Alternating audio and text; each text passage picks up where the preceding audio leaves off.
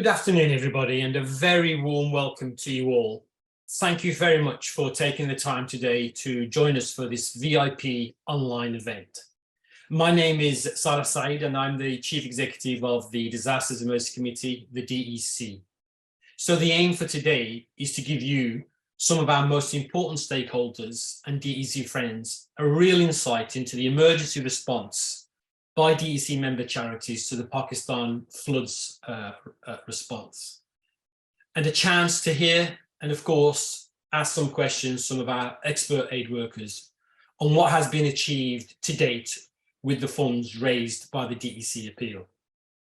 We want to also share with you some incredible stories of survivors which have been highlighted by Pakistani truck artist Ali Sulman, who's with us today, and we're delighted he's with us today. Before I start, though, just a few housekeeping points, please. I want to remind everyone that we are actually recording this session, and we will also be holding a question and answer session at the end. So do please post any questions that you may have on the Q&A box at the bottom of your screens, and unmute yourselves when you want to raise your hand and ask a question.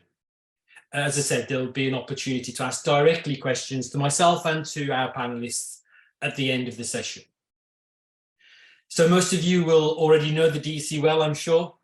For those of you that don't, I just want to spend a few moments reminding us. The DEC is now in its 60th year of operations, founded in the 1960s to provide a focal point for the UK public who want to respond to large-scale humanitarian crises overseas.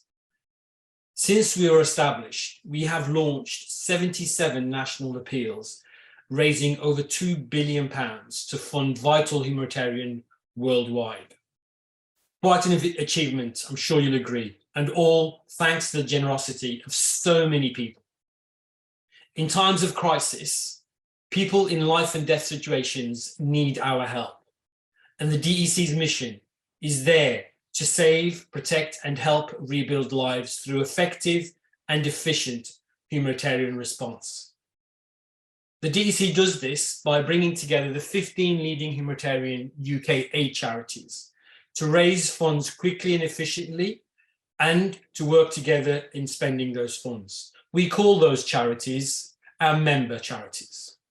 They include organisations such as the British Red Cross, Concern Worldwide, the International Rescue Committee, Islamic Relief, Christian Aid, and Save the Children, and many others. They are all experts in humanitarian aid and specialise in different areas of disaster response. Donations to the DEC are passed on to our member charities, who either spend those funds directly with the communities or through trusted local partners. You'll shortly be meeting some of those experts later on in this programme, all joining us directly online from Pakistan. As I'm sure you all remember, this time last year, the relentless rains that triggered some of the worst flooding in Pakistan for over 50 years. We saw across our TV screens the shocking scenes as rapid floods ravaged the countries, leaving vast swathes of land underwater and leaving destroyed homes, washed away crops, and destroyed livestock. Sadly, as you may know, Pakistan has once again been experiencing floods in the last 2 weeks alone through cyclone Biparjoy, which landed over the weekend. My colleagues on the ground will hopefully have a moment or two to update us on that a bit later on. However, although monsoon rains often cause flooding, what we saw last summer, and again now, is different. It's the latest reminder that the climate crisis is a humanitarian crisis. As ever, the UK public responded with incredible generosity. When we launched the DEC Pakistan Floods Appeal, to date, that appeal has now raised an incredible £48 million.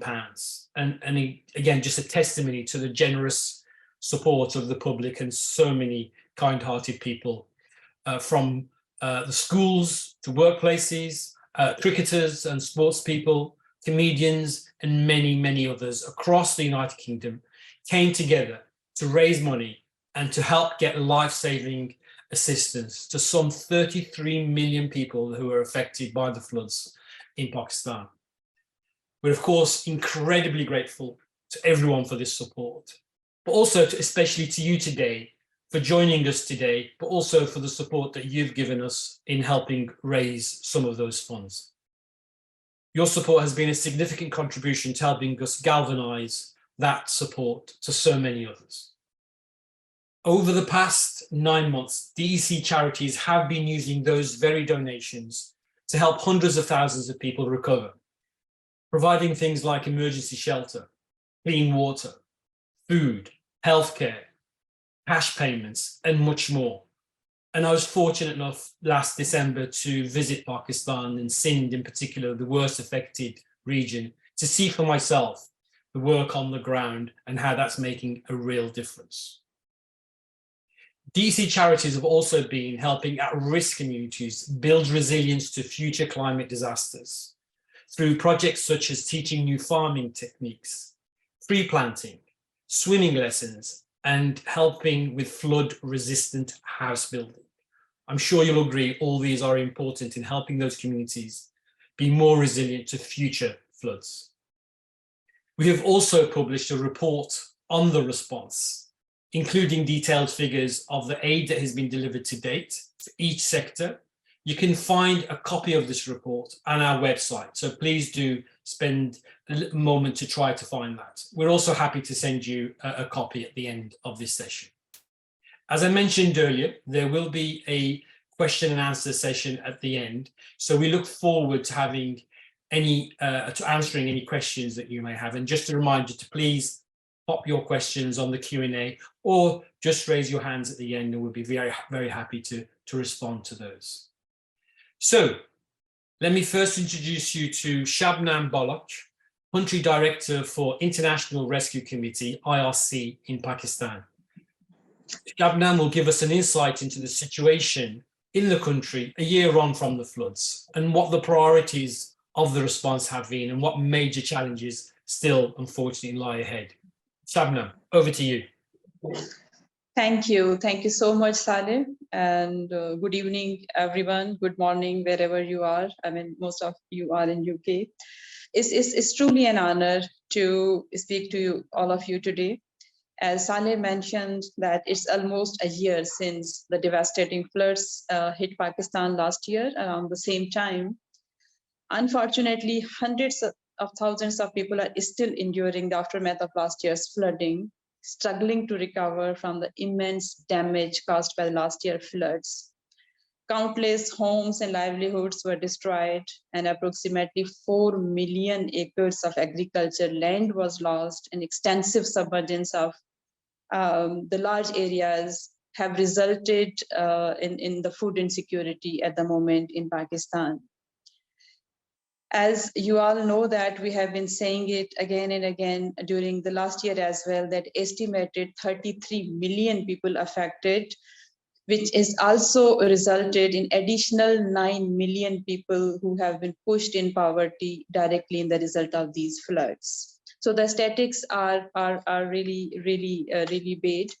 But one thing I would like to acknowledge, and I would like to thank, and I would like to reiterate that in emergencies like this, timings matters, timings are critical.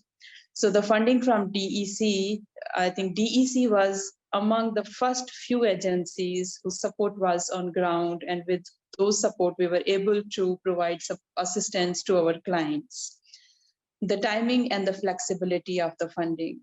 So I would really like to express my appreciation for DEC being one of the prime agencies to help us to provide these assistance.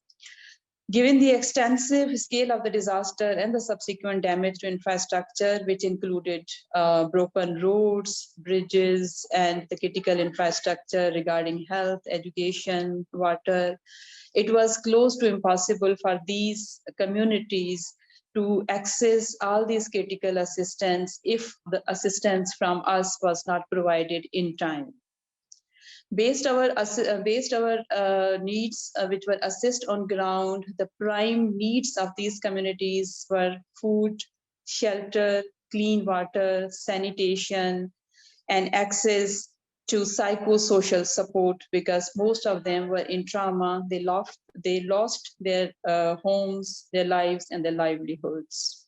So our program was around these sectors, and we provide with this support, we, the IRC were able to provide critical assistance to around 8,000 families on ground in the first 6 months of the response. And then we are into the second phase of the response, in which we are targeting 20,000 more families.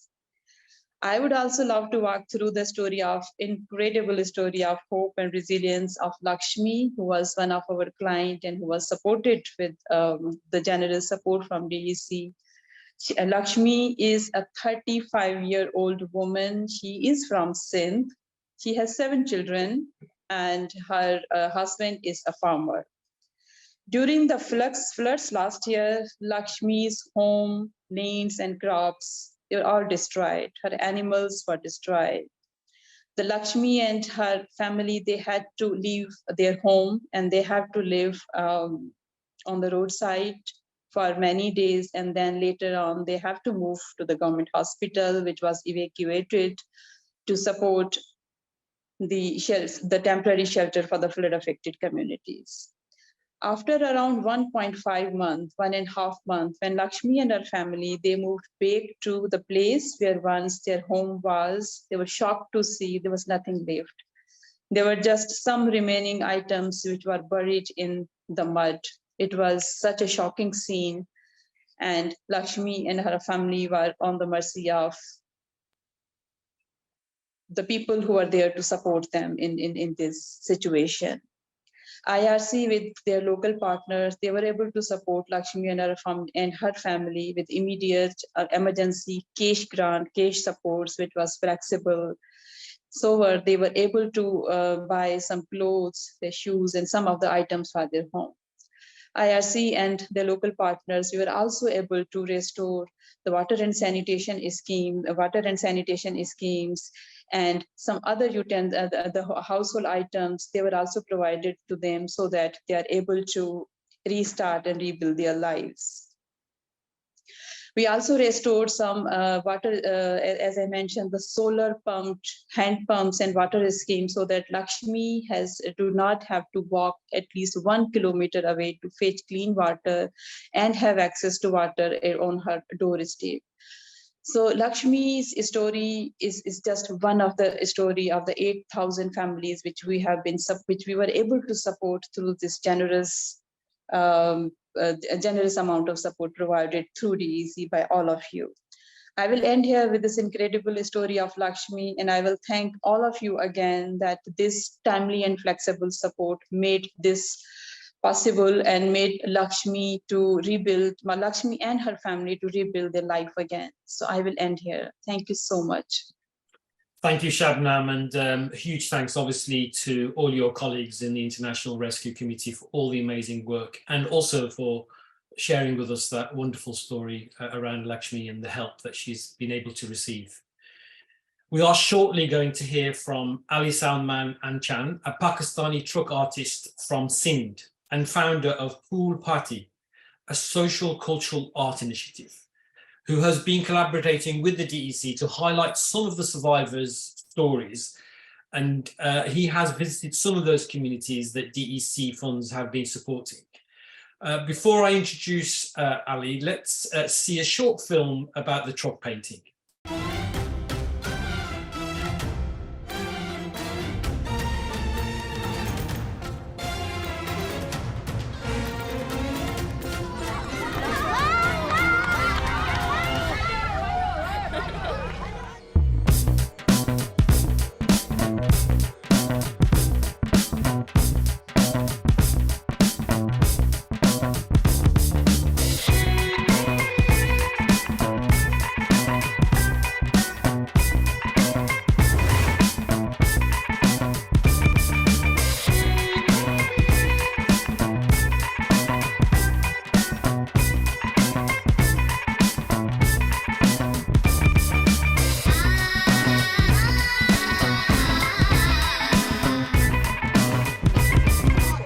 When I was in field and meeting with the rail people, I felt how brave they are during this national disaster.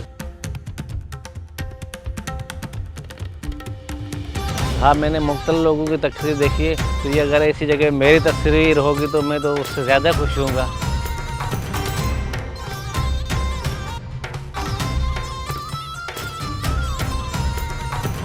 असां truck ते ॾिसी तस्वीर पंहिंजी ख़ुशि थियासीं, ख़ुशी महसूस थी।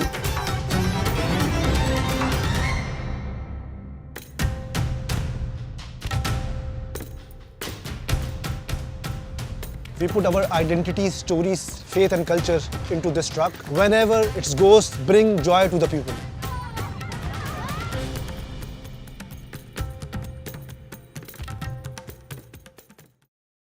Lovely. I've seen that film a few times and I just can't get enough of the vibrant colours and the amazing music. Ali, over to you. You're on mute, Ali. Hello everyone. Hello everyone. Now you hear me? No. Okay, thank you to everyone. I'm Ali Silmananchan, as Mr. Saleh introduced me. We painted this truck and I just wanted to tell you about a little bit about truck art. Truck art is an indigenous art form of Pakistan.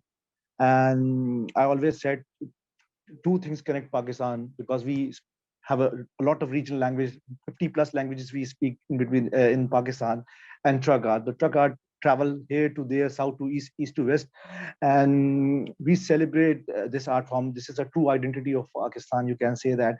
And because we incorporate our folk stories, our music, our culture, our identities, our regions, and even famous personalities, cricketers, because we have a common ground. The cricketers, hockey players, sometimes it depends. Sometimes we follow the trend. So truck art is one of the, you can say, the heritage and cultural heritage of Pakistan. And about this idea to work to paint this truck into a truck art is, I think, is a brilliant idea to paint this van, and we try our best to convert 4 stories in this van, in this truck, and the whole team are very excited with this project. And the best part, normally we painted a truck with the client brief, but in this project we visited before and after to the affected community side, and we met a lot of people over there, and we feel misery and pain because I also saw a lot of things in TV, but unfortunately I'm not able to visited that area. But through DEC I visited that area and I explore myself things, and the way DEC doing their job over there is so amazing. They are not only working in one sector. I believe they are working in multiple sectors: the healthcare, the education, the sanitations, cleaning water. I mean, this is so unbelievable, and this is for me the first hand eye-opening experience for me, and touched so my heart. And when I interacted with the community, who are for me they are so brave, the way they are suffer during this flood, and they come up with the brave. This is so amazing story. So we selected 4 stories and we painted 4 stories in this truck, and we try our best to showcase and highlight the all things which we can paint it on that things. And one of the story we painted is the Aryan stories. She's a 10-year-old girl. She was suffer with the malaria because his whole village or whole town was underwater for 3 months. She not able to go outside from the medical center, and she got the malaria. His mother took her to the Seacough medical camp, and where she was treated, and she was not only treated, she recovered very fast. And I met her when I bring the truck there. I met with the woman, with the girl and his mother, and she was still weak that time when I met her. But it took a lot of couple of minutes, an hour. She will be normal. Then we play cricket together. We interacted. His mother shared whole story with us, how she was suffer with this flood during the difficult time, and how the DEC and his other organization help out and recover for his daughter from the malaria. and now she was a little bit weak, but she is well now. And I must say, this is one of the I did a lot of project in around the world, but this is one of the most valuable and most amazing project of our life. And I wish and I thank to all British people who donated in this cause. I just want to say thank you on behalf of Pakistan. You did a lot of things for us, and in the end, I want to say thank you, and I'm proud to be a part of this project. Thank you, Saleh. Thank you, Ali, for helping bring these stories to so many people across the UK. From those people who've already showed the video to, there's been some incredible feedback, and the truck has really helped us to share those stories, including stories like Arya. And of course, the truck continues to serve those impacted as a mobile health clinic, so that it's doing a remarkable job out there. Thank you, Ali. There'll be opportunities, obviously, to share more information later on when we have some questions. I'd now like to introduce Dr. Mazhar Alam, a Senior Health and Nutrition Advisor from DEC member charity Concern Worldwide. Dr. Mazhar will update us on how the donations are supporting both the emergency recovery response and their ongoing work with farmers to help build resilience. Dr. Mazhar, we're so delighted you're with us today. Over to you. Thank you, Saleh, and hello, everybody. Concern Worldwide was among the very first organizations to respond to the emergency situation with the funding from Disasters Emergency Committee. We provided support to the flood-affected communities in District Mirpur Khas and Shahid Benazirabad in Sindh province of Pakistan. In the aftermath of the monsoon rain flood, immediate response was carried out to address the situation. Cash assistance was provided to 2,200 families so that they can buy anything they needed, such as food, medicine, and shelter items. We also provided hygiene kits for women. In those days, there was water everywhere. Roads were submerged, and so were some of the health facilities. And it was difficult for the general public to access them. Keeping in view the overall situation, medical teams were deployed. These teams moved from village to village, especially from those who were inaccessible due to standing water. They provided medical care, including vaccinations, to patients, especially women, children, and elderly. More than 25,000 patients were treated through these medical camps. After the emergency response, we focused on rebuilding health facilities and schools, livelihood generating activities, and agriculture, which I am going to tell you more about today. About 60% of the population is dependent on agriculture, and last year the floods caused significant damage to the farming community. Many crops were destroyed. Flood water remained on the lands for 2 to 4 months, making the land waterlogged, and it prevented farmers from cultivating their next crop. It is common for small farmers to rely on credit from local market to purchase food and non-food items, and also farming supplies such as seeds and fertilizers. When they lost their crop, they could not repay their loans and had difficulty in getting the items on credit, or they received the credit on a very high interest rate. This led to higher food insecurity and malnutrition in children. To address the issue, Concerned with the support of Disaster Emergency Committee, provided support to farmers. These farmers have been trained in techniques which will enable them to grow more efficiently and increase their income. They were also provided seeds and fertilizers. As a result of this support, the farmers were able to grow on their land, which otherwise would not have been possible. I would like to share the story of Mola Dino, who benefited from the support provided through DEC funding. He's a small-scale farmer and the father of 6 children, 2 sons and 4 daughters. He was trained through Concern's Farmer Field School and also received cotton seeds and fertilizers to cultivate his land. Mola Dino shared with us, and I quote, "My land was inundated, and by the time the water dried, the land was barren and unusable. We did not have the funds to plow the land or purchase the seed. The situation was so dire that I gave up. I felt like I would never be able to use the land again. I was earning only rupees 400 or 500 as a laborer at that time, doing whatever odd jobs I could get. And some days I found no work, so there was no money.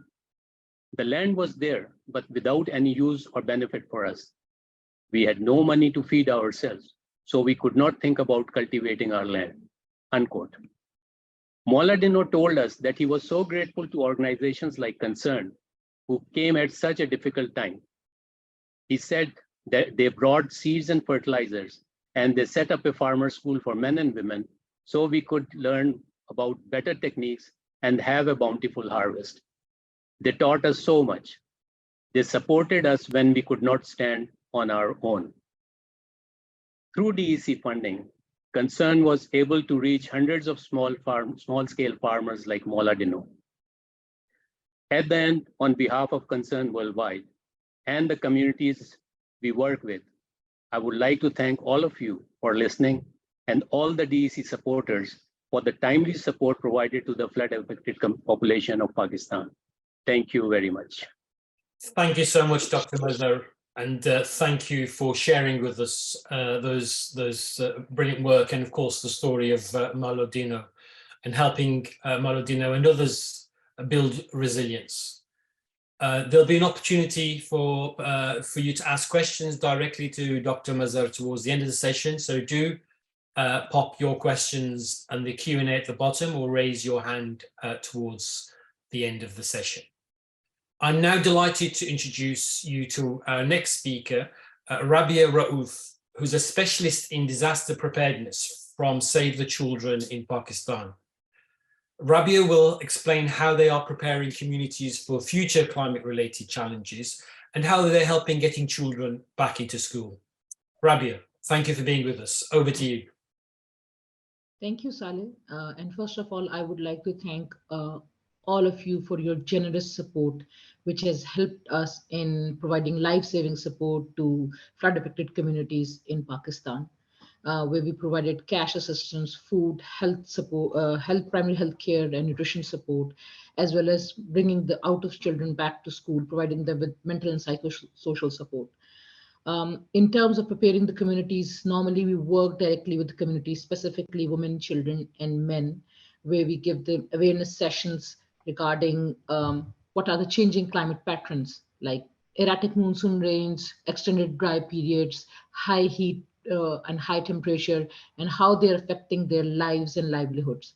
And then also we do extensive community mobilization, where then we involve the local communities, women and children and men, in identifying the local kind of solution and supporting them through it, because they are the first line of defense for this rapid climate change that is occurring across the country and across the globe as well.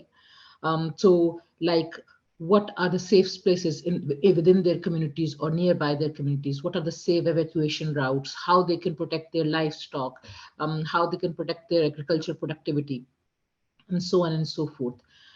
As you know, during disasters, children are nearly like one of the worst, most vulnerable parts of the community. They are traumatized physically, mentally, emotionally, and in order to help the children, one of the key focus of Save the Children through DEC funds have been to bring them back to school and to provide them with psychosocial support.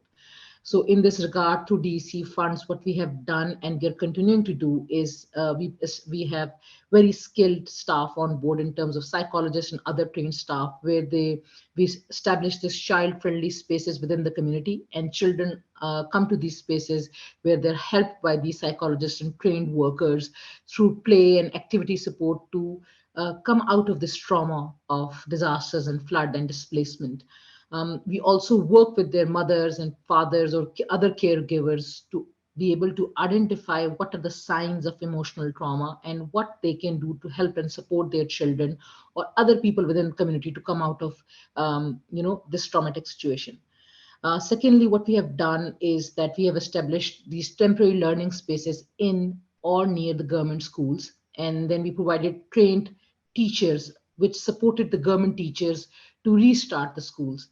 So these children who are not only traumatized because of the loss of all of their assets and everything, it was good to bring them back to their normal routine so that they feel safe and they can resume their learning process, and they can come out of very dangerous situation where the as previously said, the economic situation is down, infrastructure is damaged, so these children are out of school and are forced into daily wage labors or are forced into early marriages.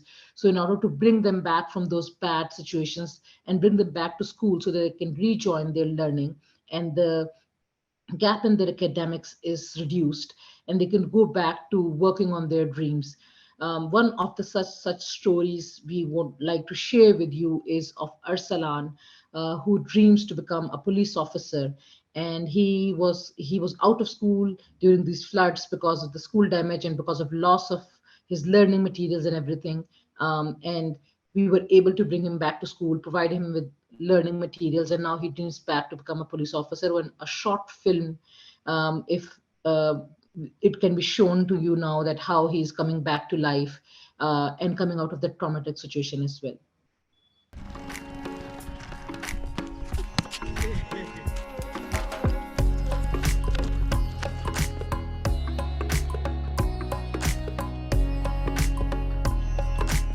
जब बारिश शुरू हुई थी तो हमारे घर गिर गए थे, दीवारें गिर गई थी, इतना था पानी। तो स्कूल की छत डैमेज हो गई। हम बहुत खुशी महसूस कर रहे थे कि हमारी पढ़ाई अब बढ़ेगी, हम पढ़ेंगे इधर और हम अपने दर्जे पर पहुंचेंगे। मेरा ख्वाब था एसपी बनना। हम जैसे खेलते हैं हम मसरूफ़ हो जाते हैं और उसमें हारने जीतने का, जैसे ये खेल है क्रिकेट, हम क्रिकेट में ज़्यादा से बॉल दूर फेंकनी है।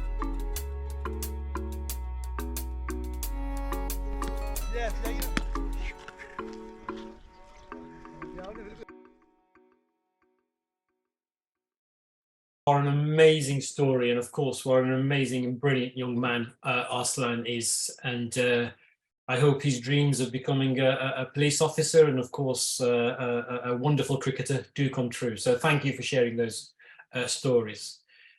Thank you to all our panelists, Rabia, Dr. Alam, Ali and Shabnam, for all your updates and insights, but more importantly, thank you for all the incredible work that you and your colleagues are doing in Pakistan to support those survivors of the floods. So now we're really happy to open a Q&A session, and do post your questions in the Q&A box at the bottom, or just raise your hand and we'll try to come around to you and respond in order. So I'm just checking if there's any questions. I can't see my screen fully, but do unmute and raise your hand if you have any questions. I can see a comment from the Deputy Commissioner for the state of Jersey, Chris Blinn, just to thank the DEC and our colleagues for all the work, and thank you for that. And we really thank, obviously, the state of Jersey for all your incredible support to the DEC, not just for the Pakistan floods appeal, but of course for previous appeals before that. So thank you again for your support. Okay, if there's no questions from the audience, perhaps a question from me to the panelists. I'd like to hear more about climate smart agriculture. And what does that mean? And what tactics are we using to implement that? And I wonder, Dr. Mazhar, is that something that you can respond to?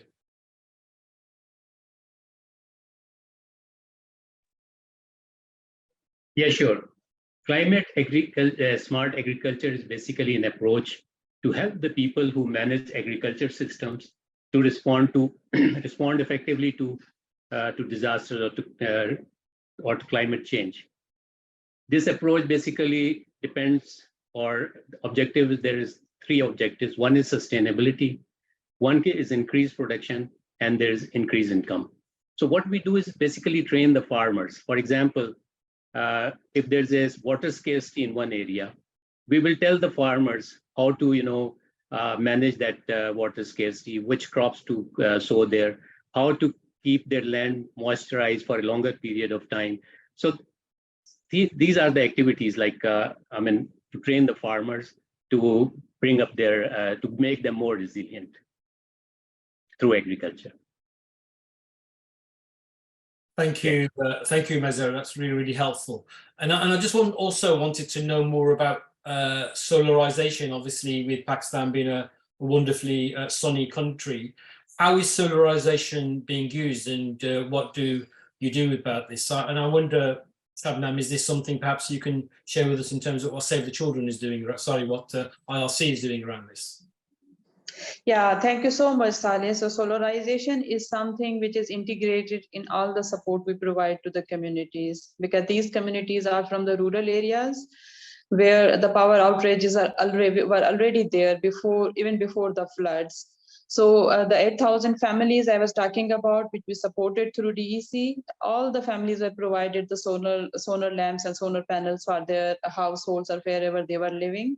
And also any infrastructure which we have rehabilitated, whether it is a health facility or a school or a water scheme, it was provided with the solar system, because otherwise it is not going to work. And also, since we have been supporting women and children because they were the most vulnerable, and they were living in conditions away from their homes, makeshift arrangements, and during the night, due to the cultural barriers, it was a night time when they used to go for example, finding some place for toilet or use as their personal and private activities. So it was essential for these women to have the solar lamps. Otherwise, it is very difficult for them to avoid the protection-related issues. So that was one of the area which IRC supported through this. Thank you, Shabnam.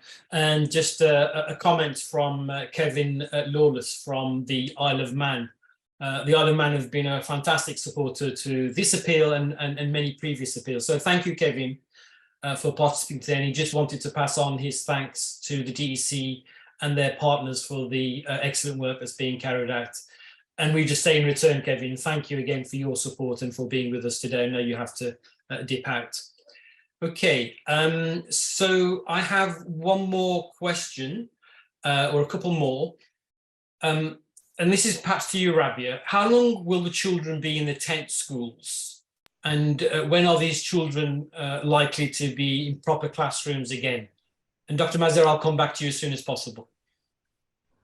Thank you, Saleh. So these children, we are working with DEC funds across 2 provinces. So 2 districts in Sindh and 1 district in KP. So in Sindh, these children have already gone to summer vacations. And as part of our recovery phase, we are rehabilitating the schools where we set up these temporary learning centers in like 10 schools. So those have been phased into the government.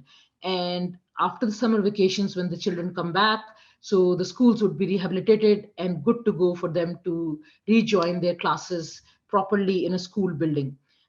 In Swat, the same case would be going on, but since Swat is a winter zone, so they would be coming back earlier, by as early as August, so these children in August would be in school classrooms. At the moment, their summer vacations have started for 1 month, and since it's for almost 2.5 months, so they will be coming back in September. So the schools would be ready for them and they would be back into their schools. That's great news. Thank you, Rabia. I'm just going to go back to Dr. Mazhar. I think you wanted to come in on one of the questions. Yeah, I wanted to talk about the solarization, which Shabnam's explained. What we did, especially the power outages are very common especially in the rural areas of Sindh. And there is almost a 12 hours power outage.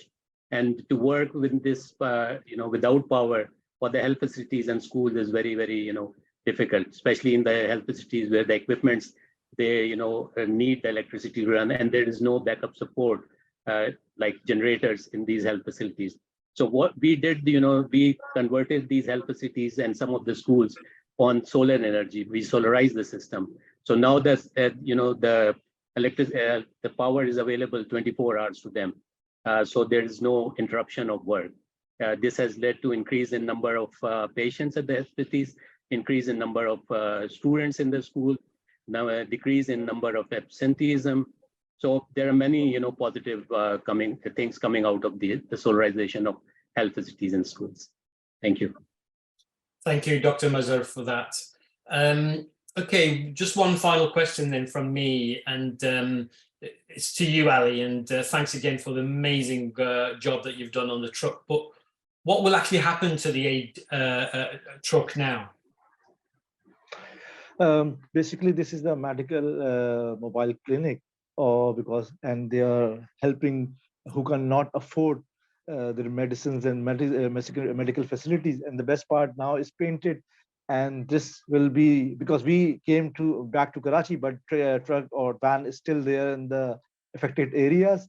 And the best part, now the truck is painted, and wherever the truck go, the people enjoy the painting too. Beside their, the truck is helping them. The children are very excited when we visited there with the truck. The children are very excited to see the paintings, and I'm sure wherever truck will go, it bring joy and smile the children and the people over there.